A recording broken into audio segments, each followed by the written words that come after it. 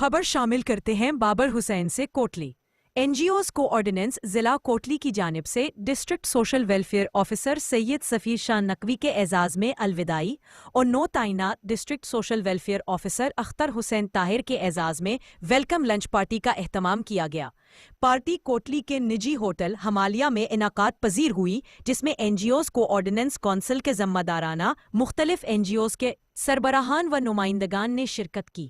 اجلاس میں سید سفیر شاہ کی بہترین سماجی خدمات پر انہیں خراج تحسین پیش کیا گیا اور نو تعینات اختر حسین طاہر کو خوش آمدید کہتے ہوئے اپنے مکمل تعاون کا یقین دلایا۔